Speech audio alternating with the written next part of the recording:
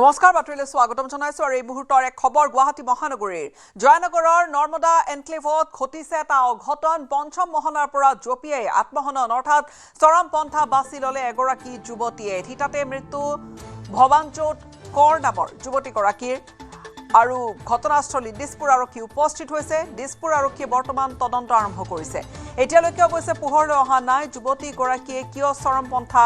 বাছি ললে কিয় কৰিলে এই কাম মৰণোত্তৰ পৰীক্ষাৰ বাবে জিএমচিএইচলৈ প্ৰেৰণ কৰা হৈছে মৃতদেহ জয়নগৰৰ ঘটনা নৰ্মদা এনক্লেভত ঘটিলে ডাঙৰ অঘটন পঞ্চম মহলাৰ পৰা জপিয়াই আত্মহননৰ পথ বাছি ললে এগৰাকী যুৱতীয়ে থিতাতে মৃত্যু ভৱানজোত কৰ নামৰ যুৱতীগৰাকীৰ ঘটনাস্থলীত দিছপুৰ আৰক্ষী উপস্থিত হৈ আৰম্ভ কৰিছে তদন্ত এতিয়ালৈকে পোহৰলৈ অহা নাই যুৱতীগৰাকীৰ মৃত্যুৰ কাৰণ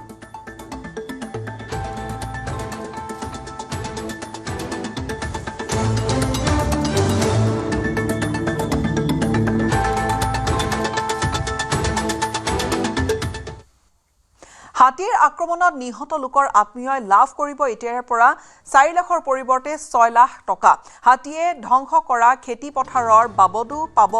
ক্ষতিপূৰণ প্ৰতি বিঘা ক্ষতিগ্ৰস্ত ভূমিৰ বাবদ খেতিয়কে লাভ কৰিব 8,000 টকা সকলো বিধায়কলৈ পত্ৰ প্ৰেৰণ বন মন্ত্ৰী জয়ন্ত মল্ল বৰুৱাৰ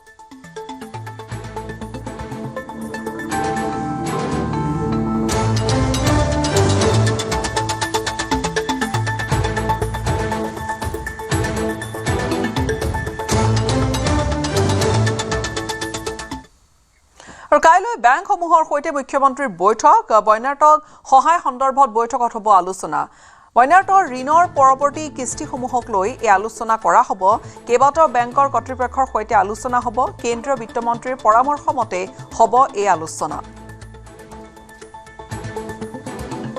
অহাকালি আমি অসমৰ গোটেই বেংকসমূহৰ লগত আমি এখন সভা আহ্বান কৰিছো কেনেকৈ বেংকৰ ইনষ্টলমেণ্ট আদি দিয়াৰ পৰা আমাৰ ৰাইজক আমি সকাহ দিব পাৰোঁ ইতিমধ্যে প্ৰধানমন্ত্ৰী ডাঙৰীয়া আৰু কেন্দ্ৰীয় বিত্তমন্ত্ৰী ডাঙৰীয়ানীয়ে বেংকসমূহক পৰামৰ্শ দিছে মোৰ লগত বহিবৰ কাৰণে তেওঁলোকক নিৰ্দেশ দিছে অহাকালি আমি বেংকসমূহৰ লগতো গুৰুত্বপূৰ্ণ বৈঠক অনুষ্ঠিত কৰিম অৰ্থাৎ চৰকাৰ আৰু দল এই দুইটাই আমি আমাৰ দুৰ্দশাগ্ৰস্ত ৰাইজৰ হৈ আমি সেৱাত আমি নিজকে সমৰ্পণ কৰিম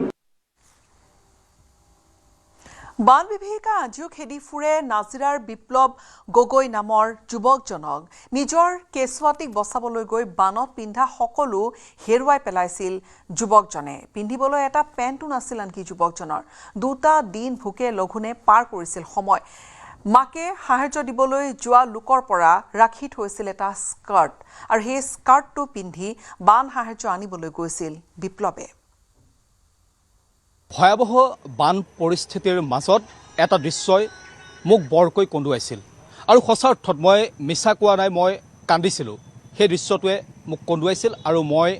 কিবা এটা কৰিব পাৰোঁ নেকি ময়ো অকণমান চেষ্টা কৰিছিলোঁ সেই দৃশ্যটো হৈছে এজন যুৱকে বানৰ মাজত আবদ্ধ হৈ তেওঁ পিন্ধিবলৈ একো নাছিল আৰু তেওঁ পিন্ধিব লগা হৈছিল এটা ফ্ৰক সেই যুৱকজন হৈছে নাজিৰাৰ বিপ্লৱ গগৈ আৰু সেই যুৱকজনক আমি লগ পাইছোঁ সেই যুৱকজনক যদি অকণমান কেমেৰাত দেখাওঁ এই যুৱকজনেই হৈছে সেই যুৱকজন যিজন যুৱকৰ সেই মুহূৰ্তত পিন্ধিবলৈ কাপোৰ নাছিল তেওঁ এটা পেণ্ট নাছিল তেওঁ এই মুহূৰ্তত এটা হাফ পেণ্ট পৰিধান কৰি আছে এটা টি চাৰ্ট পৰিধান কৰি আছে হয়তো তেওঁকো সেয়া কোনোবাই সাহায্য হিচাপে দিছে কিন্তু সেই মুহূৰ্তত তেওঁ পিন্ধিব লগা হৈছিল এটা ফ্ৰক আৰু নিশাটোৰ ভিতৰতে সেই ফ্ৰক পিন্ধাৰ দৃশ্য সমগ্ৰ অসমত ভাইৰেল হৈ পৰিছিল জীৱন যুদ্ধ এক প্ৰকাৰ জীৱন যুদ্ধ আপুনি কৰিব লগা হ'ল নতুনকৈ আকৌ জীৱনটো আৰম্ভ কৰিব লাগিব এই যে আপুনি ফ্ৰকটো পিন্ধিব লগা হ'ল আপোনালোকৰ সকলো উটি গৈছিল বানত হয় হয় মানে কি হ'ল যিদিনাখন আমাৰ ইয়াত পানীটো আহিছিলে পানীটো লেভেলটো বহুত কম আছিলে প্ৰথম পৰ্যায়ত যেতিয়া সোঁতটো বহুত মানে ফ'ৰ্চ হ'ল মানে আমাৰ আধা ইমানটো গুচি গ'ল ঘৰৰ সা সামগ্ৰীবিলাকে মানে ছেভ কৰিম নে নিজৰ ফেমিলি মেম্বাৰকে ছেভ কৰিম নে তেনেকৈ মানে চবকে ঘৰৰ বিশেষকৈ ঘৰৰ বস্তুবিলাক এৰি দিলোঁ নিজৰ যিসকল ফেমিলি মেম্বাৰ আছিলে তেওঁলোকক ছেফটি জেগালৈ নিয়াৰ হেৰি কৰিলোঁ তো দুদিন যেতিয়া গোটেই আমাৰ হোলাংকাটনি গাঁওখন একেবাৰে পানীৰ তলত আছিলে 1 ঘণ্টাত আমাৰ গাঁওখন পানীৰ তলত সেই সময়তে কি মই 2টা দিন মানে পানীত থাকোঁতে মই সেই হাফ পেণ্টটোৱে পৰিধান কৰি আছিলোঁ ওপৰত মোৰ কাপোৰো নাছিলে এটা গেঞ্জিও নাছিলে ইমানে লৰালৰিকৈ হ'ল মোৰ খজুতি হ'ল সেই পানীটোৱে খুব খজুতি হ'বলৈ ধৰিলে পেণ্টটো একেটা পেণ্টকে মানে মই 2 দিনকৈ পিন্ধি থকাৰ কাৰণে মোৰ কোনো পেণ্ট নাছিলে আৰু তেতিয়া পানীটো অলপ বহিছিলে মোৰ মায়ে মানে এখন গাড়ীত লেডিজৰ কাপোৰ আনিছিলে এটা ফ্ৰক ৰাখি থৈছিলে আৰু সেই ফ্ৰকটো পিন্ধিয়ে মই ৰেচন দিছিলে যিহেতু ৰেচন আহিছিলে ৰেচন নিবলৈ কাৰণে মই লৈ আহিছিলোঁ গাঁৱৰ মানুহে মোক হাঁহিছিলোঁ কিন্তু মই মোৰ যিটো পৰ্যায়ত আছিলোঁ মই লোকে হাঁহক বুলি মই ভবা নাছিলোঁ পৰিস্থিতিত মানে মই ফ্ৰকটো পিন্ধিবলৈ মই বাধ্য হ'লোঁ তেনেকৈ মোক বা এজনীয়ে ক'লে যে তই ফ্ৰকটো পিন্ধি আহিছ তোক ভিডিঅ' এটা বনাব পাৰিম নি মই ক'লোঁ ঠিক আছে বনাওক আৰু তেতিয়া মই কৈছিলোঁ যে আমাৰ হোলাংকাটনি গাঁৱৰ মানুহৰ যিমানবোৰ আছে চবৰে সকলো বস্তু উটি গৈছে মোৰ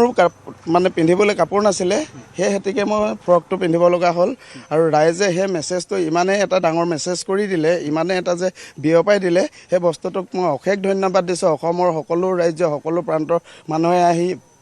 সহায় কৰিছে কাপোৰ মানে মোৰ যেতিয়া মেছেজটো ভাইৰেল হৈছে চবেই গম পাইছে যে কাপোৰৰ কমি হৈছে এতিয়া মানে ৰাইজৰ সেইখিনি বহুত সঁহাৰি পাইছোঁ সেই মৰম কেতিয়াও মানে পাহৰিব নোৱাৰোঁ ৰাইজে ইমানেই সঁহাৰি কৰিছে ফ্ৰক বিপ্লৱ গগৈয়ে ইয়াৰ পৰা হয়তো ইয়াকেই বুজি পালে যে পৰিস্থিতিয়ে এজন মানুহক ক'ৰ পৰা কেনেকৈ ক'লৈ লৈ যাব পাৰে সেয়া কোনেও নাজানে হয় মানে পৰিস্থিতিটো আমাৰ ইয়াত ইমানেই ভয়ংকৰ আছিলে যে মানুহে এই ল'ৰাজন ইয়াত দেখিছে এই ল'ৰাজন বানত উটি গৈছিলে তেওঁক বচাবলৈ 4জন সেইটো সময়ত বেটেলিয়ান আহিছিলে তেওঁলোকো নিজৰ জেগাটো মানে নিজে কেনেকৈ ছেফটি হ'ম তেওঁলোকেও সেইটো বিচাৰিহে ওখ জেগালৈ আহিছিলে সেই সময়তে এই ল'ৰাজন উটি গৈছিলে এইজনক বচাবলৈ গৈছিলে কোন ক'ত গৈছে মানে কোনো নাই চোৱা মানে চবে নিজকে পাহৰি গ'ল যে আমি যে নিজৰ ঠাইত আছোঁ বা নিজে কিবা এটা বাচিবলৈ হেৰি কৰিম মানুহে পাহৰি গৈছে মানে কোনোবা ওখ ঠাইলৈ যাবলৈ লৈছে ওখ ঠাইলৈ যাব নোৱাৰিছে উটুৱাই নিছে ঠিক তেনেকুৱা পৰিস্থিতি আহিছিলে গাঁওখনত আৰু মই মানে সেই পৰিস্থিতিটোত মই মোৰ মান সন্মান মই কাৰো চোৱা নাই মোক পৰিস্থিতিয়ে সেইটোকে দিলে আৰু সেইটো মই পিন্ধি বহুতখিনি মানে ধৰক নিজকে সান্তনা দিব পাৰিছিলোঁ অন্ততঃ মোৰ কাপোৰ এটাতো আছে কিবা এটাতো মই পিন্ধি আছিলোঁ অন্ততঃ লাজ ঢাকিব পাৰিছোঁ সেই কথাখিনি ভবা হৈছিল চাগে সেই কথাটো ভাবিছিলোঁ অন্ততঃ মোৰ কিবা এটা পিন্ধিবলৈ আছে আৰু সেইটোৱে ফ্ৰকটোৱে পিন্ধি মই ৰেচন আনিবলৈ আহিছিলোঁ আৰু সেই সময়তে বাজনীয়ে ভিডিঅ'টো বনালে আৰু ভিডিঅ'টোত মই উল্লেখ কৰিছিলোঁ যে আমি কাপোৰ পোৱা নাছিলোঁ বিপ্লৱ গগৈ কেতিয়াবা ভাবিছিলনে যে জীৱনত হঠাৎ এনেকুৱা এটা দিন আহি যাব যে ফ্ৰক পিন্ধি সমাজখনৰ আগত ওলাব লাগিব নাই সেইটো দৃশ্য মই কেতিয়াও মানে ভবাই নাছিলোঁ আজিও সেইটো এটা সপোন লাগে আজিও সেইটো এটা এতিয়া নিজৰ ঘৰখনো যদি চাওঁ এটা মানে বেয়া দিন এটা যেন পাৰ হ'ল ঘৰত এতিয়া সোমাব নোৱাৰা অৱস্থা পলসেৰে কিন্তু সেইটো এটা সপোন বুলি ভাবোঁ সকলো মানুহৰ এনেকুৱা এটা ভয় হৈ গ'ল বৰষুণ এজাক আহিলেও মানে মানুহে পানী আহিব বুলি ভয়তে মানে চব ৰাস্তাত ওলাই আহে চৰ্টত উঠি আহে সেনেকুৱা পৰিস্থিতি হৈ গ'ল আমাৰ ইয়াত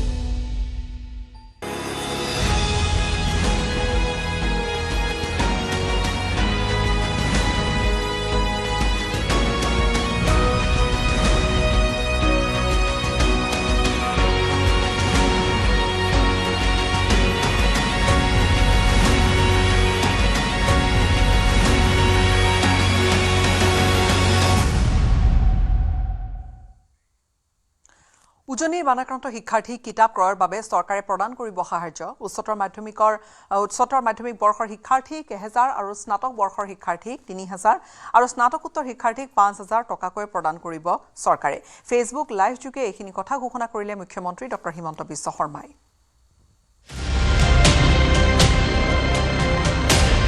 বানত ক্ষতি ভৰ্তি হোৱা শিক্ষাৰ্থীলৈ সকাহ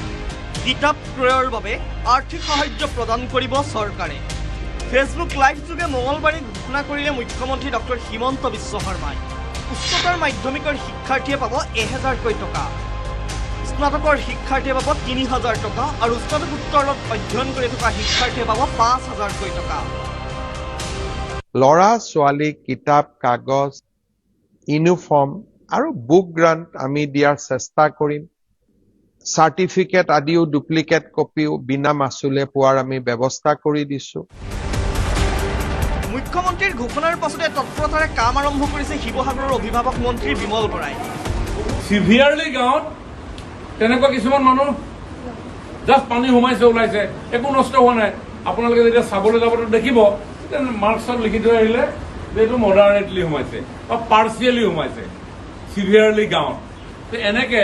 খুব কম সময়ৰ ভিতৰত আমাৰ হাতত আজি 29-30 এই দুটা দিন আছে বানে বিধ্বস্ত কৰা জিলাৰ অৰুণোদয় হিতাধিকাৰীয়ে লাভ কৰিব 2500কৈ টকা বানাক্ৰান্ত পৰিয়ালে সামূহিক সকাহৰ বাবে লাভ কৰিব বৰ্তমান 15000কৈ টকা এয়াও ফেচবুক লাইভ যোগে ঘোষণা কৰিলে ডক্টৰ হিমন্ত বিশ্ব শৰ্মাই বানত আক্ৰান্ত প্ৰতিটো পৰিয়াললৈ 15000 টকাৰ এককালীন সাহায্য অৰুণোদয় এই 4খন জিলালৈ এই মাহত 2500কৈ টকা চৰকাৰী কৰ্মচাৰী এজনৰো যদি ঘৰ বানে আক্ৰান্ত কৰিছে তেওঁ এই পুঁজি পাব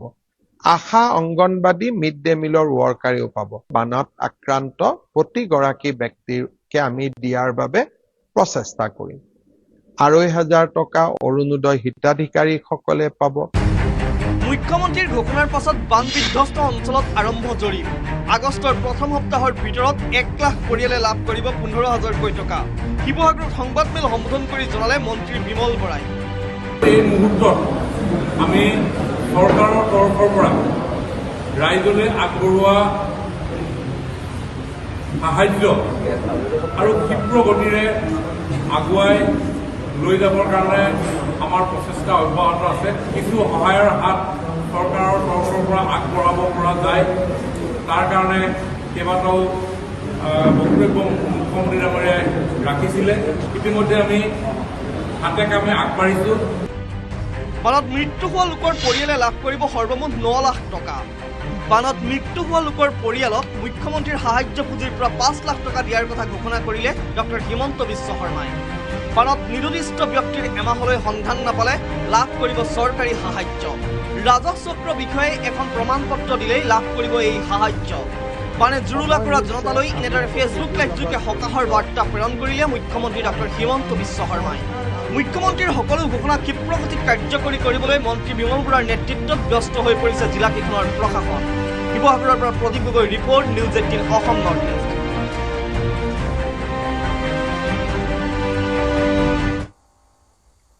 বন্যাৰ্তক সহায়ৰ হাত শিৱসাগৰৰ যুৱক যদুমণি শৰ্মাৰ বানাক্ৰান্তক সহায় কৰিবলৈ ওলাই আহিছে কেইবাজনো যুৱক বন্যাৰ্তৰ বাবে দলটোৱে আগবঢ়াইছে খাদ্য সামগ্ৰী মহিলাৰ বাবে কৰিছে আছুতীয়া প্ৰস্ৰাৱগাৰৰ ব্যৱস্থা যুৱককেইজনৰ কামৰ শলাগ ল'লে বিধায়ক বদৰুদ্দিন আজমলে আৰু শিৱসাগৰত উপস্থিত হৈ আজমলে বুজ ল'লে বান পৰিস্থিতিৰ যুৱককেইজনৰ শিবিৰত বদৰুদ্দিন আজমলে গ্ৰহণ কৰে খাদ্য যুৱককেইজনৰ কামৰ শলাগ লৈ আগবঢ়ালে আৰ্থিক সহায়ো যুৱককেইজনক 10 দিনৰ ব্যয়ৰ বাবে প্ৰদান কৰে অনুদান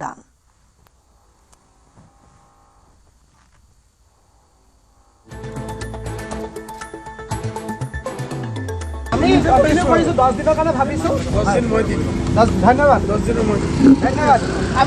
আমি বেনাৰ এখন লগাইছে এখন বেনাৰ এখন দেখাই দিয়া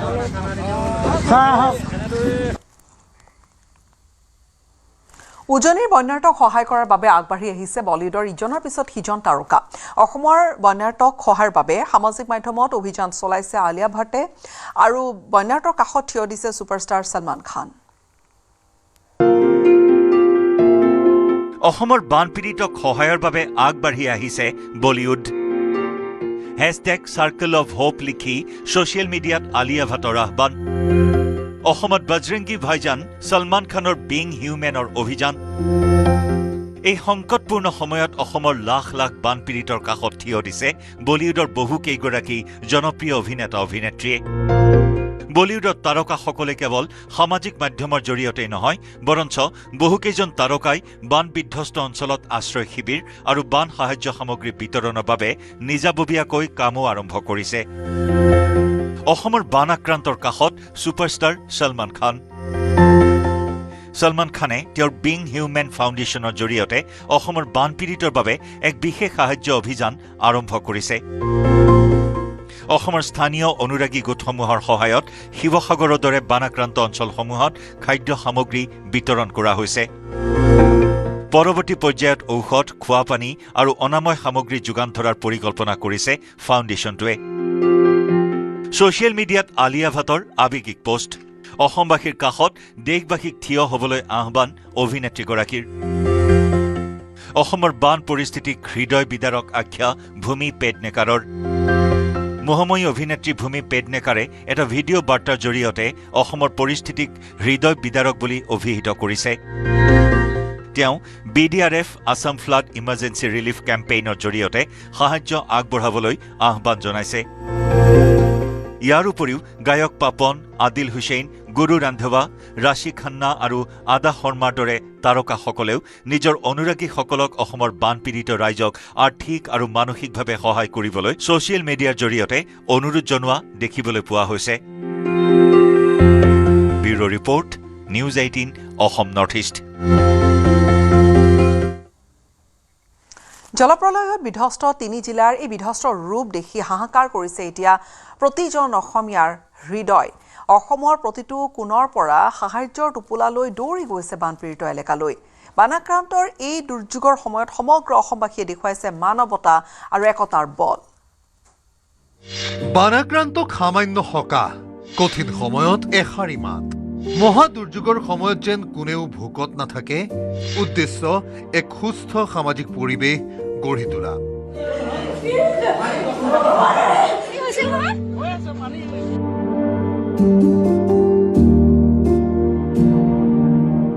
কিছু কিছু পৰিমাণে পানী শুকাইছে কিন্তু বিপৰ্যয়ে লগ এৰা নাই বানাক্ৰান্ত এতিয়াও এসাঁজ ভাত পিয়াহৰ পানী টুপি আৰু লজ্জা নিবাৰণৰ বাবে এডোখৰ কাপোৰৰ বাবে হাহাকাৰ কৰিবলগীয়া হৈছে বন্যাৰ্তই সামাজিক মাধ্যমত প্ৰতিফলিত হৈছে বানাক্ৰান্তৰ দুৰ্যোগৰ বিভিন্ন জিয়া ছবি কিন্তু এই দুৰ্যোগৰ সময়ছোৱাত সমগ্ৰ অসম উগুৰি খাই পৰিছে বানপীড়িত এলেকাত খাদ্য সামগ্ৰী বস্ত্ৰ আৰু পানীৰ টোপোলালৈ বিভিন্ন বানাক্ৰান্তৰ মাজত এইসকল মানৱদৰদী উপস্থিত হোৱাৰ সময়ত সাক্ষী হৈছে বিভিন্ন অভিজ্ঞতাৰ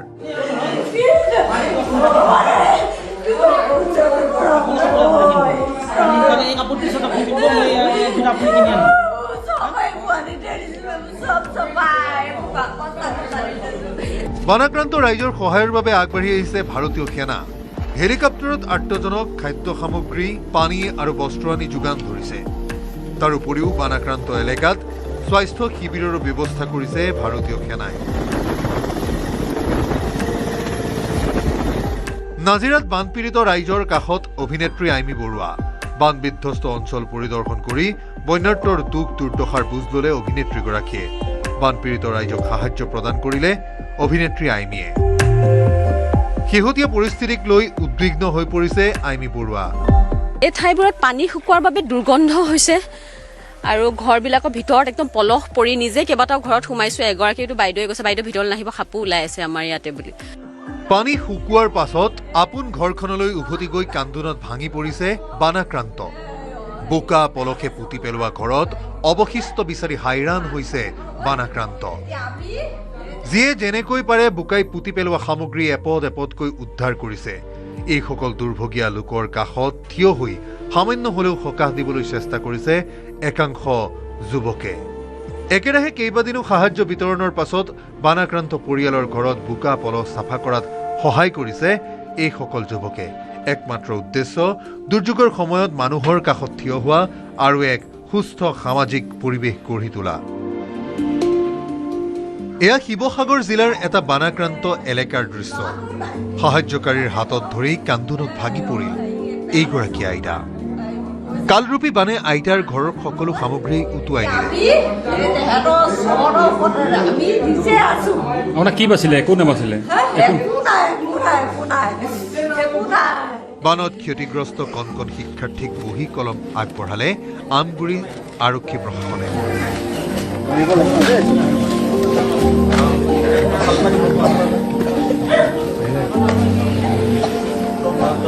তাৰ মাজতে শিৱসাগৰৰ বানপীড়িত এলেকাত সাহায্য প্ৰদান কৰিবলৈ যোৱা লোকসকলক পথত নেমু চৰ্বত আগবঢ়াইছে পিতৃকন্যাই। নেমু পানী বনাই উল্টাই আমাক খুৱাই আছে। নেমু পানী চাহ যোগান এনেকে ৰাস্তাত ধৰিছে। আইও আল্টিমেট মানুহে কি কৈছে, গালি খাইছো, বেয়া ব্যৱহাৰ কৰিছে, আৰু এইখিনি মানুহে শিৱসাগৰৰ নাম ৰোচন কৰিছে। ইপিনে কাপোৰৰ অভাৱত এইজন লোকে পিন্ধিবলগীয়া হৈছিল মহিলাৰ সাজ। মহিলাৰ সাজ পিন্ধি দুখৰ মাজতো এপাক নাচি বানাক্ৰান্তক আমোদ দিলে এইগৰাকীয়ে।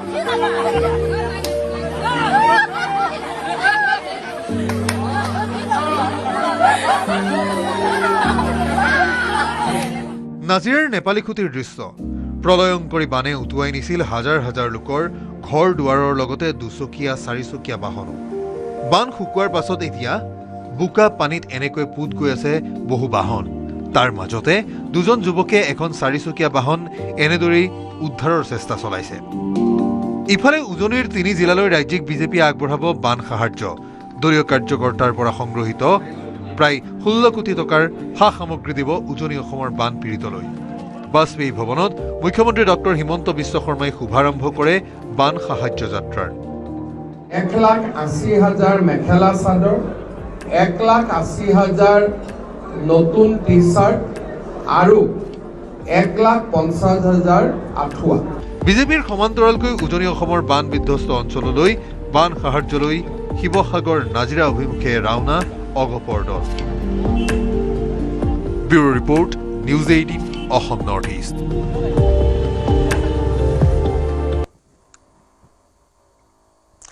মুখ্যমন্ত্ৰীৰ সাহায্য পুঁজিলৈ ভাৰতীয় সেনা অৱসৰপ্ৰাপ্ত বিষয়া জোৱানৰ আৰ্থিক অনুদান নগদ 25 লাখ টকা আগবঢ়ালে অসমৰ সৈনিক কল্যাণ সঞ্চালকালয়ে। আৰু পুনৰ এবাৰ দেশপ্ৰেম আৰু সমাজ সেৱাৰ চানেকি দাঙি ধৰিলে সেনাই। সেনাবাহিনীৰ প্ৰাক্তন বিষয়াৰ প্ৰতিনিধিৰ দলে মুখ্যমন্ত্ৰীক সাক্ষাৎ কৰি প্ৰদান কৰিলে সাহায্যৰ চেক। সঞ্চালকালয়ৰ মুৰব্বীৰ অৱসৰপ্ৰাপ্ত ব্ৰিগেডিয়াৰ পলাশ চৌধুৰী, অৱসৰপ্ৰাপ্ত এয়াৰ মাৰ্শ্বেল অঞ্জন কুমাৰ গগৈ, অসম বৈভৱ সন্মান প্ৰাপক অৱসৰপ্ৰাপ্ত লেফটেনেণ্ট জেনেৰেল ৰাণা প্ৰতাপ কলিতা উপস্থিত থাকে দলটোত। আৰু এই বৰঙণি কেৱল মাত্ৰ এটা ধনৰাশি নহয়, দুৰ্যোগৰ সময়ত অসমৰ ৰাইজৰ সৈতে থিয় দিয়াৰ সংকল্প বুলি উল্লেখ কৰিছে সঞ্চালক অৱসৰপ্ৰাপ্ত ব্ৰিগেডিয়াৰ পলাশ চৌধুৰীয়ে। অৱসৰপ্ৰাপ্ত সৈনিকসকলৰ উদাৰতাক প্ৰশংসা কৰিছে মুখ্যমন্ত্ৰীগৰাকীয়ে।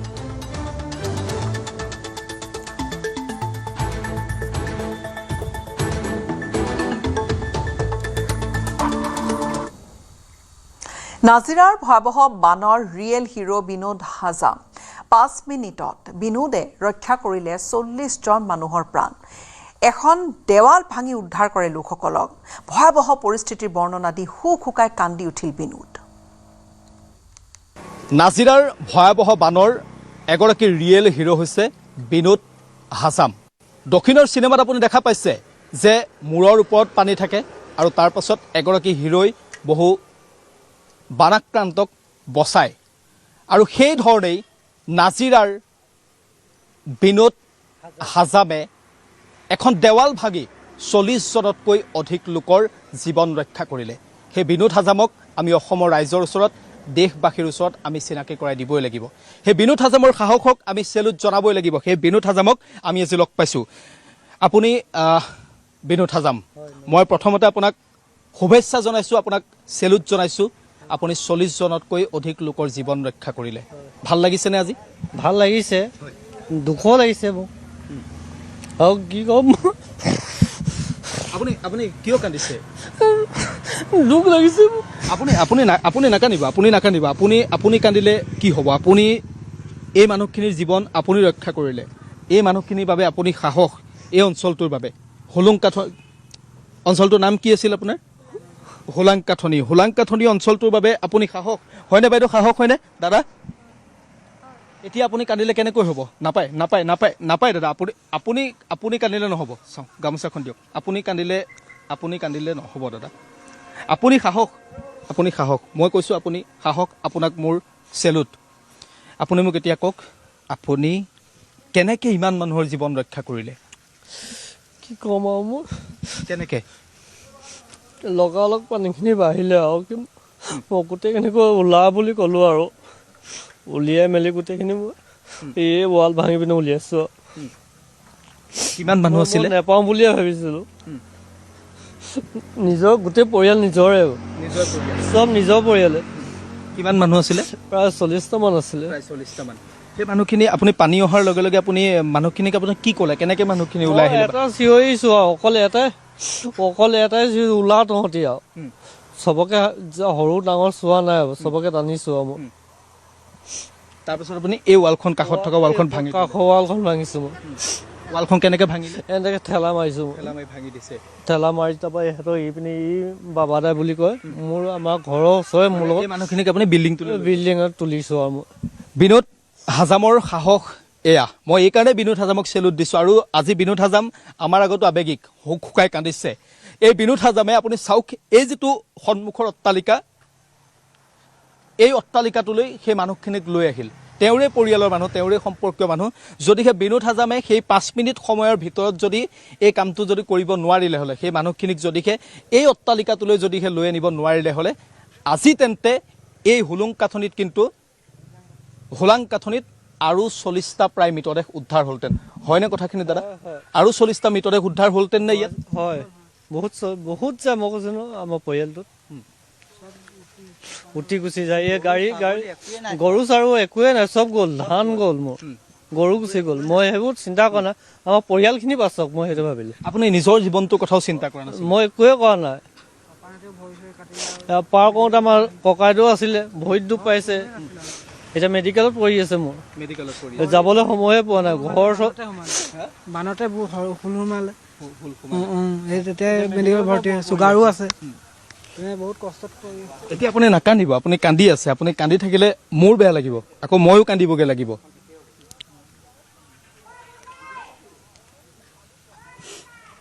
মই আহ্বান জনাইছোঁ চৰকাৰখনক শিৱসাগৰ জিলা প্ৰশাসনক ইয়াৰ স্থানীয় প্ৰশাসনক অন্তত এই বিনোদ হাজামৰ বাবে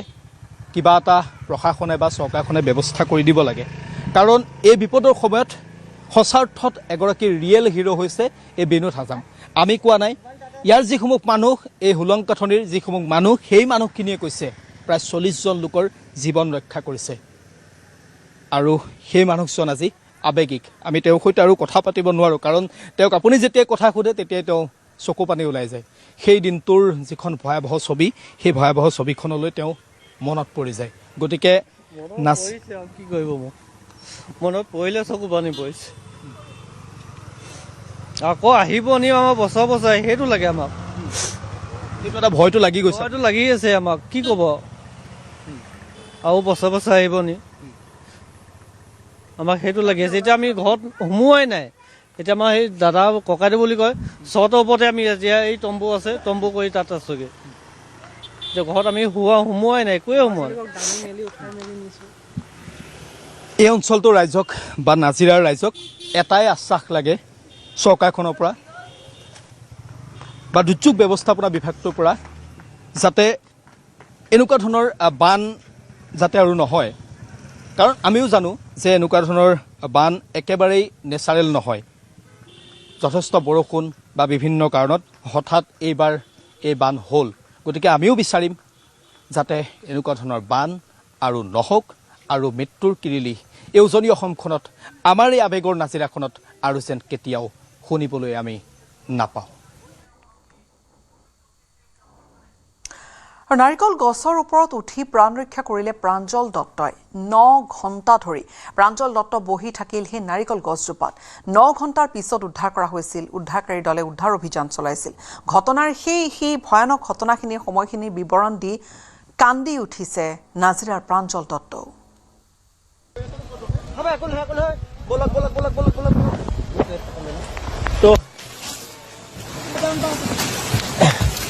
একো নাই আৰামত দাদা আৰামত আহক এই দেখিছেনে আৰামত অকণ চট আছে তেখেতলোকে দাদা আপুনি দেখিছেনে কি অৱস্থাত আছে সিহঁতে আৰাম আৰু এটা দৃশ্য ভাইৰেল হৈছিল এগৰাকী ব্যক্তিয়ে নাজিৰাৰ এই হোলাং কাঠনিৰে আছিল সেই ব্যক্তিগৰাকী তেওঁ নাৰিকল গছৰ ওপৰত উঠি নিজৰ জীৱনটো ৰক্ষা কৰিছিল প্ৰায় 9ৰ পৰা 10 ঘণ্টা সময় তেওঁ নাৰিকল গছৰ ওপৰত আছিল আৰু সেই ব্যক্তিগৰাকী হৈছে এইজন প্ৰাঞ্জল দা হয়নে নামটো প্ৰথমতে কৈ লওঁ প্ৰাঞ্জল দত্ত নাৰিকল গছৰ ওপৰত আৰু সমগ্ৰ অসমত এই গোটেই দৃশ্যটো ভাইৰেল হৈ গ'ল কেনেদৰে থাকিলে আপুনি ইমান সময় প্ৰথম কথা হ'ল মোৰ মা পেৰালাইচিছ মানুহ নেক্সট মোৰ ফিজিকেলি হেণ্ডিকেপ বাইদেউজনী আছে যেতিয়া পানী সোমালে তেতিয়া মই ফিজিকেলি বাইদেউক আগফালৰ এঘৰ মানুহৰ চটত থ'লোঁ নেক্সট মাক নিছোঁ নিয়াৰ পাছত মই যেতিয়া ঘৰত দুপত বস্তু উদ্ধাৰ কৰিবলৈ আহিছোঁ তেতিয়া মোৰ ডিঙি পালেহি পানী তেতিয়া মোৰ কোনো বস্তু উদ্ধাৰ কৰিবলৈ সময় নাই মই তাক বাচিবলৈ মই সাঁতুৰি দিলোঁ সাঁতুৰি মোক সুতে নি মোৰ আমাৰ পিছফালে যেনিবা নাৰিকল আছে নাৰিকলৰ পাতটোত মই ধৰিলোঁ ধৰি সেই পাতটোত মই ঘাঁহ দেখিব পাৰোঁ সেই পাতটোত চুঁচৰি উঠি যদি কেমেৰাত অকণমান যদি দেখুৱাই এই মানুহজনৰ হাতত এতিয়াও আঘাত আছে তেওঁ নাৰিকল জোপাৰ পাতত ধৰি জীৱনটো বচাবলৈ চেষ্টা কৰিছিল নাৰিকলৰ ফাঁকত ভৰি দি থিয় হৈ থাকিলোঁ প্ৰায় 9 ঘণ্টা 9 ঘণ্টা সম্পূৰ্ণ ৰাতিপুৱা 5 বজাত উদ্ধাৰকাৰী ওলাইছে উদ্ধাৰকাৰী উদ্ধাৰ কৰিছে সেই সময় এতিয়াও ভাবিলে আপোনাৰ দুখ নালাগেনে মৃত্যুৰ মুখৰ আগৰ পৰা ঘূৰি আহিছোঁ মৃত্যুৰ মুখৰ আগৰ পৰা কোনেও মোক সহায় কৰিব নোৱাৰে সেই টাইমত 9 ঘণ্টাৰ পাছত আপোনাক কোনে উদ্ধাৰ কৰিলে উদ্ধাৰকাৰী দল আহিছিলে সেই 9 ঘণ্টা আপুনি কেনেকৈ থাকিলে প্ৰতি মুহূৰ্তত মৃত্যু তললৈ যদি আপোনাৰ নাৰিকলজোপা কেনেবাকৈ যদি পানীয়ে উটুৱাই নিয়ে আপোনাৰ জীৱন শেষ মোৰ জীৱন শেষ মই সেইটোৱে ভাবি আছোঁ যে নাৰিকলজোপা যদি উঘালি যায় মই আৰু নাথাকোঁ আজিও আপুনি আবেগিক এতিয়া হয় দুৰ্যোগৰ মাজতে যোৰহাটৰ এলেংমৰাত কৰুণ এটা দৃশ্য কলৰ ভোৰেৰে আত্মীয় নিলে 106 বছৰীয়া বৃদ্ধাৰ মৃতদেহ চাৰিওফালে কেৱল পানী আৰু পানীৰ মাজৰ অকণমান শুকান ঠাইত সম্পন্ন কৰিলে শেষকৃত্য চৰম দুৰ্দশাৰ সন্মুখীন হৈছে ৰাজ্যৰ বানাক্ৰান্ত ৰাইজ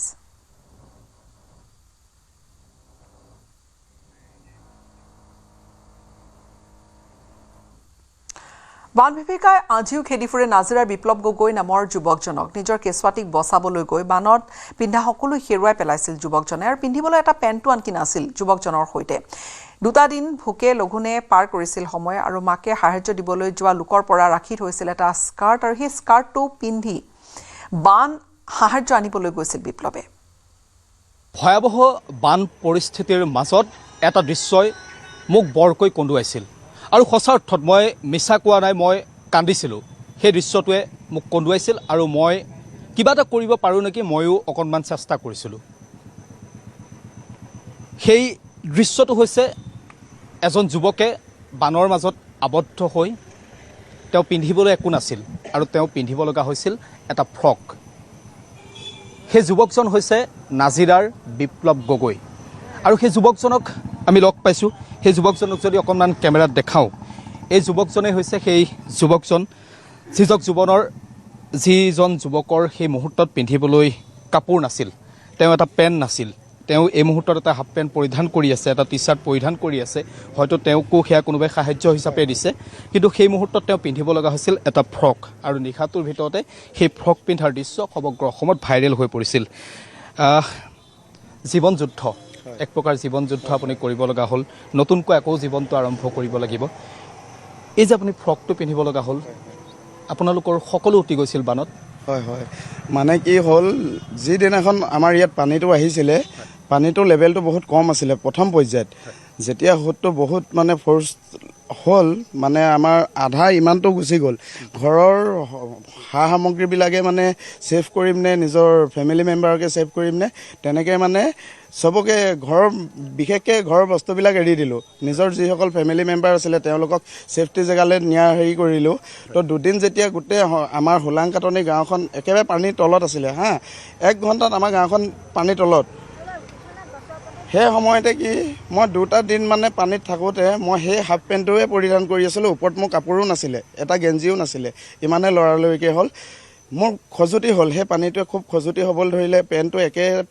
একেটা পেণ্টকে মানে মই দুদিনকৈ পিন্ধি থকাৰ কাৰণে মোৰ কোনো পেণ্ট নাছিলে আৰু তেতিয়া পানীটো অলপ বহিছিলে মোৰ মায়ে মানে এখন গাড়ীত লেডিজৰ কাপোৰ আনিছিলে এটা ফ্ৰক ৰাখি থৈছিলে আৰু সেই ফ্ৰকটো পিন্ধিয়ে মই ৰেচন দিছিলে যিহেতু ৰেচন আহিছিলে ৰেচন নিবলৈ কাৰণে মই লৈ আহিছিলোঁ গাঁৱৰ মানুহে মোক হাঁহিছিলোঁ কিন্তু মই মোৰ যিটো পৰ্যায়ত আছিলোঁ মই লোকে হাঁহক বুলি মই ভবা নাছিলোঁ পৰিস্থিতিত মানে মই ফ্ৰকটো পিন্ধিবলৈ মই বাধ্য হ'লোঁ তেনেকৈ মোক বা এজনীয়ে ক'লে যে তই ফ্ৰকটো পিন্ধি আহিছ তোক ভিডিঅ' এটা বনাব পাৰিম নি মই ক'লোঁ ঠিক আছে বনাওক আৰু তেতিয়া মই কৈছিলোঁ যে আমাৰ হোলাং কাটনি গাঁৱৰ মানুহৰ যিমানবোৰ আছে চবৰে সকলো বস্তু উটি গৈছে মোৰ মানে পিন্ধিবলৈ কাপোৰ নাছিলে সেই হেতুকে মই ফ্ৰকটো পিন্ধিব লগা হ'ল আৰু ৰাইজে সেই মেছেজটো ইমানেই এটা ডাঙৰ মেছেজ কৰি দিলে ইমানে এটা যে বিয়পাই দিলে সেই বস্তুটোক মই অশেষ ধন্যবাদ দিছোঁ অসমৰ সকলো ৰাজ্য সকলো প্ৰান্তৰ মানুহে আহি সহায় কৰিছে এই কাপোৰ মানে মোৰ যেতিয়া মেছেজটো ভাইৰেল হৈছে চবেই গম পাইছে যে কাপোৰৰ কমি হৈছে এতিয়া মানে ৰাইজৰ সেইখিনি বহুত সঁহাৰি পাইছোঁ সেই মৰম কেতিয়াও মানে পাহৰিব নোৱাৰোঁ ৰাইজে ইমানেই সঁহাৰি কৰিছে ফ্ৰক বিপ্লৱ গগৈয়ে ইয়াৰ পৰা হয়তো ইয়াকেই বুজি পালে যে পৰিস্থিতিয়ে এজন মানুহক ক'ৰ পৰা কেনেকৈ ক'লৈ লৈ যাব পাৰে সেয়া কোনেও নাজানে হয় মানে পৰিস্থিতিটো আমাৰ ইয়াত ইমানেই ভয়ংকৰ আছিলে যে মানুহে এই ল'ৰাজন ইয়াত দেখিছে এই ল'ৰাজন বানত উটি গৈছিলে তেওঁক বচাবলৈ 4জন সেইটো সময়ত বেটেলিয়ান আহিছিলে তেওঁলোকো নিজৰ জেগাটো মানে নিজে কেনেকৈ ছেফটি হ'ম তেওঁলোকেও সেইটো বিচাৰিহে ওখ জেগালৈ আহিছিলে সেই সময়তে এই ল'ৰাজন উটি গৈছিলে এইজনক বচাবলৈ গৈছিলে কোন ক'ত গৈছে মানে কোনো নাই চোৱা মানে চবেই নিজকে পাহৰি গ'ল যে আমি যে নিজৰ ঠাইত আছোঁ বা নিজে কিবা এটা বাচিবলৈ হেৰি কৰিম মানুহে পাহৰি গৈছে মানে কোনোবা ওখ ঠাইলৈ যাবলৈ লৈছে ওখ ঠাইলৈ যাব নোৱাৰিছে উটুৱাই নিছে ঠিক তেনেকুৱা পৰিস্থিতি আহিছিলে গাঁওখনত আৰু মই মানে সেই পৰিস্থিতিটোত মই মোৰ মান সন্মান মই কাৰো চোৱা নাই মোক পৰিস্থিতিয়ে সেইটোকে দিলে আৰু সেইটো মই পিন্ধি বহুতখিনি মানে ধৰক নিজকে সান্তনা দিব পাৰিছিলোঁ অন্ততঃ মোৰ কাপোৰ এটাতো আছে কিবা এটাতো মই পিন্ধি আছিলোঁ অন্ততঃ লাজ ঢাকিব পাৰিছোঁ সেই কথাখিনি ভবা হৈছিল চাগে সেই কথাটো ভাবিছিলোঁ অন্ততঃ মোৰ কিবা এটা পিন্ধিবলৈ আছে আৰু সেইটোৱে ফ্ৰকটোৱে পিন্ধি মই ৰেচন আনিবলৈ আহিছিলোঁ আৰু সেই সময়তে বাজনীয়ে ভিডিঅ'টো বনালে আৰু ভিডিঅ'টোত মই উল্লেখ কৰিছিলোঁ যে আমি কাপোৰ পোৱা নাছিলোঁ বিপ্লৱ গগৈ কেতিয়াবা ভাবিছিলনে যে জীৱনত হঠাৎ এনেকুৱা এটা দিন আহি যাব যে ফ্ৰক পিন্ধি সমাজখনৰ আগত ওলাব লাগিব নাই সেইটো দৃশ্য মই কেতিয়া মানে ভবাই নাছিলোঁ আজিও সেইটো এটা সপোন লাগে আজিও সেইটো এটা এতিয়া নিজৰ ঘৰখনো যদি চাওঁ এটা মানে বেয়া দিন এটা যেন পাৰ হ'ল ঘৰত এতিয়া সোমাব নোৱাৰা অৱস্থা পলসেৰে কিন্তু সেইটো এটা সপোন বুলি ভাবোঁ সকলো মানুহে এনেকুৱা এটা ভয় হৈ গ'ল বৰষুণ এজাক আহিলেও মানে মানুহে পানী আহিব বুলি ভয়তে মানে চব ৰাস্তাত ওলাই আহে চৰ্টত উঠি আহে সেনেকুৱা পৰিস্থিতি হৈ গ'ল আমাৰ ইয়াত সময়খিনিত এটা বাণিজ্যিক বিৰতিৰ अक्कर बक्कर बम्बे बो ঘৰত কোনটো টিএমটি লগাইছে माइथन स्टील আপোনাৰ ওপৰত ট্ৰাষ্ট কৰিব পাৰি ओके ষ্ট্ৰং মানে মাইথান ষ্টীল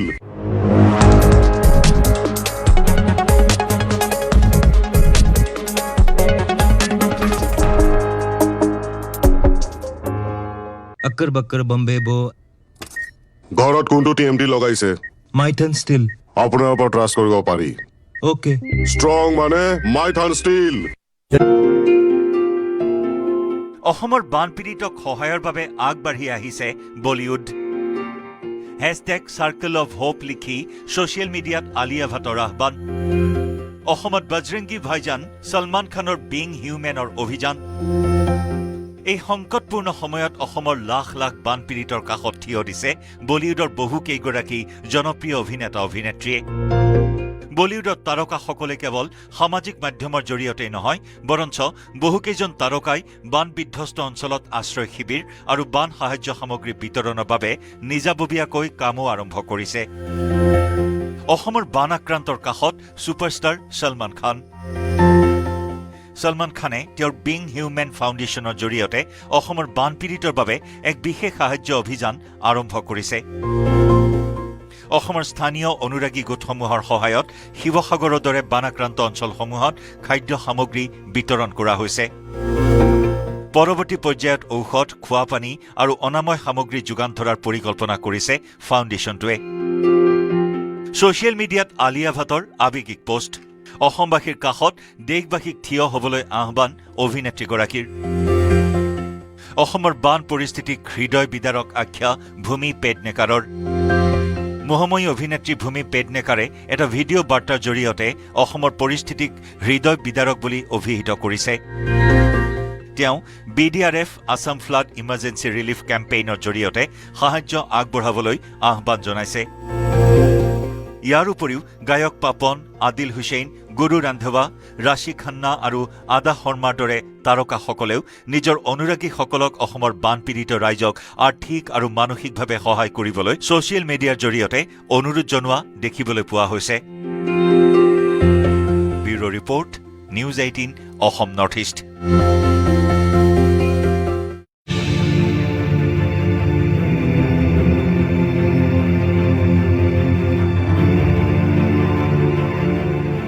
ইয়াত এটা ঘৰ আছিল।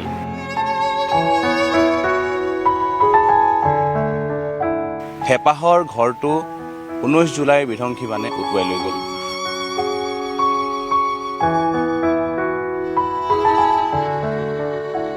আৰু এই পৰিয়ালটো এতিয়া আনৰ ঘৰত আশ্ৰয় ল'ব লগা হৈছে। একোৱে নাবাছিল।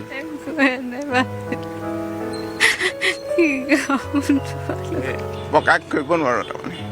না চৰকাৰ ফালৰ পৰা কিবা এটা পাব না দিব থ'ব এনেকুৱা হৈছে। গতিকে তেওঁ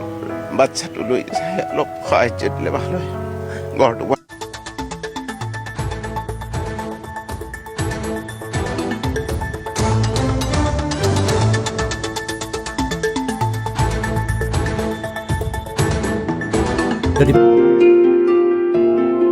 অসমৰ বানপীড়িতক সহায়ৰ বাবে আগবাঢ়ি আহিছে বলিউড। #Circle of Hope লিখি ছ'চিয়েল মিডিয়াত আলিয়া ভাটৰ আহ্বান। অসমত বজৰংগী ভাইজান, ছলমান খানৰ বিং হিউমেনৰ অভিযান। এই সংকটপূৰ্ণ সময়ত অসমৰ লাখ লাখ বানপীড়িতৰ কাষত থিয় দিছে বলিউডৰ বহুকেইগৰাকী জনপ্ৰিয় অভিনেতা অভিনেত্ৰীয়ে।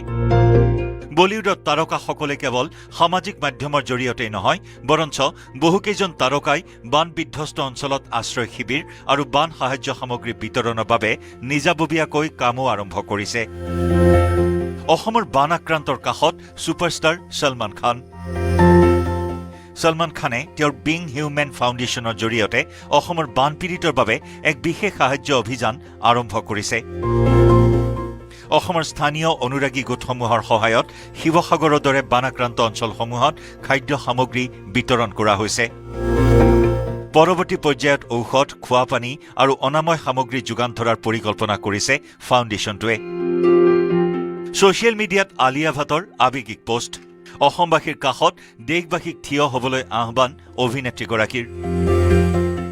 অসমৰ বান পৰিস্থিতিক হৃদয় বিদাৰক আখ্যা ভূমি পেডনেকাৰৰ। মোহময়ী অভিনেত্ৰী ভূমি পেডনেকাৰে এটা ভিডিঅ' বাৰ্তাৰ জৰিয়তে অসমৰ পৰিস্থিতিক হৃদয় বিদাৰক বুলি অভিহিত কৰিছে। তেওঁ BDRF Assam flood emergency relief কেম্পেইনৰ জৰিয়তে সাহায্য আগবঢ়াবলৈ আহ্বান জনাইছে। ইয়াৰ উপৰিও গায়ক পাপন, আদিল হুছেইন, গুৰু ৰান্ধৱা, ৰাশি খান্না আৰু আদা শৰ্মাৰ দৰে তাৰকাসকলেও নিজৰ অনুৰাগীসকলক অসমৰ বানপীড়িত ৰাইজক আৰ্থিক আৰু মানসিকভাৱে সহায় কৰিবলৈ ছ'চিয়েল মিডিয়াৰ জৰিয়তে অনুৰোধ জনোৱা দেখিবলৈ পোৱা হৈছে। Bureau' report, News 18 Assam North east.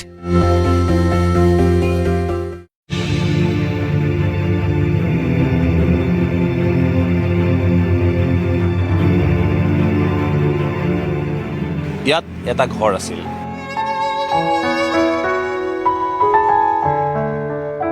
হেঁপাহৰ ঘৰটো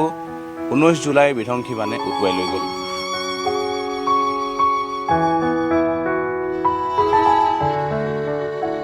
আৰু এই পৰিয়ালটো এতিয়া আনৰ ঘৰত আশ্ৰয় ল'ব লগা হৈছে। একোৱে নাবাছিল।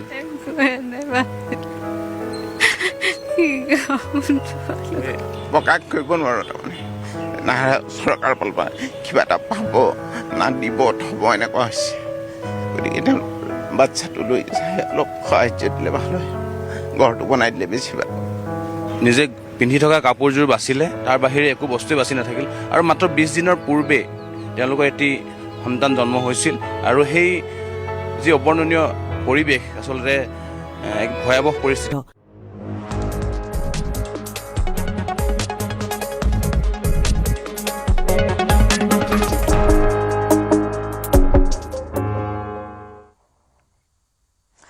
ৰিলায়েন্স ফাউণ্ডেশ্যনৰ উদ্যোগত বান বিধ্বস্ত এলেকাত আৰম্ভ কৰা হৈছে চাফাই অভিযান। বান বিধ্বস্ত অঞ্চল পৰিষ্কাৰ কৰিছে ৰিলায়েন্সৰ এটা দলে। পানী বিশুদ্ধকৰণৰ কাম আৰম্ভ কৰিছে ৰিলায়েন্স ফাউণ্ডেশ্যনে। ৰিলায়েন্সৰ উদ্যোগত স্বাস্থ্য সেৱাৰ বাবে সমূহীয়া স্বাস্থ্য কেন্দ্ৰসমূহো পৰিষ্কাৰ কৰা আৰু পুনৰ ব্যৱহাৰযোগ্য কৰি তোলাৰ ব্যৱস্থা আৰম্ভ কৰা হৈছে। উল্লেখযোগ্য যে অসমৰ বান পীড়িতলৈ সাহায্য ৰিলায়েন্স ফাউণ্ডেশ্যনৰ আৰু 10,000 পৰিয়াললৈ বান সাহায্য ঘোষণা কৰিছে ৰিলায়েন্স ফাউণ্ডেশ্যনে। স্বাস্থ্য, পুষ্টি, খাদ্য, জৰুৰীকালীন আশ্ৰয় কিট, লগতে পশুধনৰ যত্ন আৰু সুৰক্ষাকে ধৰি বান বিধ্বস্ত এলেকাত সকলো প্ৰকাৰৰ সহায়ৰ বাবে হাত আগবঢ়াইছে ৰিলায়েন্স ফাউণ্ডেশ্যনে। ৰিলায়েন্স ফাউণ্ডেশ্যন, বান্দাৰা লগতে ৰিলায়েন্স ৰিটেইল আৰু জিঅ' প্লেটফৰ্মৰ পৰা বান বিধ্বস্ত অঞ্চলসমূহলৈ আগবঢ়োৱা হ'ব বিশেষ সাহায্য। ৰিলায়েন্স পৰিয়ালে খাদ্য যোগানৰ বাবে ইতিমধ্যে সমূহীয়া ৰন্ধনশাল স্থাপন কৰিছে। লগতে বান পীড়িতৰ মাজত ৰেচনৰ কিট যোগান ধৰাৰো ব্যৱস্থা কৰিছে, ৰেচনৰ কিট যোগান ধৰিছে আৰু ইয়াৰ লগতে গৃহহীন লোকসকলৰ বাবে ত্ৰিপাল, লগতে গ্ৰাউণ্ড শ্বীট, আঁঠুৱা, ৰছীৰ সৈতে জৰুৰীকালীন আশ্ৰয় কিট যোগানৰ ব্যৱস্থা কৰিছে। আনহাতে বানত আক্ৰান্ত পশুধনৰ চিকিৎসাৰ বাবে সহায় আগবঢ়াইছে বান্তাৰাই। 39গৰাকী পশু চিকিৎসক কৰ্মীৰ দল প্ৰেৰণ কৰিছে অসমলৈ। দলটোৱে পশুধনৰ যত্ন, সুৰক্ষা আৰু চিকিৎসা কৰিব, অন্যান্য পোহনীয়া জীৱ-জন্তুৰো সেৱা কৰিব। 4 সহস্ৰাধিক পশুধনৰ খাদ্য সামগ্ৰী যোগানৰো ব্যৱস্থা কৰা হৈছে। প্ৰাণাক্ৰান্ত দুৰ্গতসকলৰ কাষত আশাৰ ৰেঙনি হৈ থিয় দিছেহি ৰিলায়েন্স ফাউণ্ডেশ্যন। আৰু মই বৰ্তমান উপস্থিত আছোঁ চৰাইদেউ জিলাৰ চুমনি গাঁৱত। আৰু এই চুমনি গাঁৱৰ ৰাইজক আচলতে পানী নিষ্কাশন কৰি ব্যৱহাৰৰ উপযোগী কৰি দিছে। এই অঞ্চলত আহি উপস্থিত হৈছে ৰিলায়েন্স ফাউণ্ডেশ্যনৰ এটা টীম। আৰু ইয়াৰ পাছত তেওঁলোকে আৰু আন কাম কৰিব। কিন্তু প্ৰথমে যিহেতু সকলো লোকে পানী লাগে, ইয়াত পানীৰ অভাৱ হৈ আছিল, খোৱা পানীৰ বা কাপোৰ ধোৱা পানীৰ অভাৱ হৈ আছিল। আৰু এই অঞ্চলত আমি আহি উপস্থিত হৈছোঁহি। বাইদেউ, পানী কি ইয়াত পানীৰ ব্যৱস্থা কৰিছে ৰিলায়েন্স ফাউণ্ডেশ্যনে, কি ক'ব? আমি ভালে পাইছোঁ বাৰু। ধৰক সোণাৰীৰ পৰা আহিছে পানী পানীত হেৰি টেপৰ পানী দিবলৈ, হেৰি মটৰ আনিছে। এয়া এতিয়া পানীবোৰো বহুত লেতেৰা, এয়া সেইবোৰ পানীয়ে খজুৱতিও ধৰিছে ধৰক মানুহৰ। এতিয়া আমিনো ৰাইজে দিছে ভালে পাইছোঁ আৰু, নহ'লে আমি এতিয়া খোৱা বোৱাৰ পৰা আদি কৰি এইখিনি মানে বহুতে সহায় পাইছোঁ। ইয়াত যিটো মেচিন ৰিলায়েন্স ফাউণ্ডেশ্যনে ব্যৱহাৰ কৰিছে, আৰু তাৰপাছত এই পানীৰ ৰং হৈছে এনেকুৱা। পানীৰ ৰং এয়া বিশুদ্ধ হৈ পৰিছে, ইয়াৰ খোৱাৰ উপযোগীও হৈ পৰিছে। আৰু এইদৰে ৰিলায়েন্স ফাউণ্ডেশ্যনে বহু ভিতৰুৱা অঞ্চললৈ আহিছে আৰু এই বানত যি আক্ৰান্ত, বানত দুৰ্গতসকলৰ কাষত থিয় হৈ তেওঁলোকে সহায়ৰ হাত আগবঢ়াইছে। ইয়াৰ সৈতে বিদায় লওঁ, নমস্কাৰ।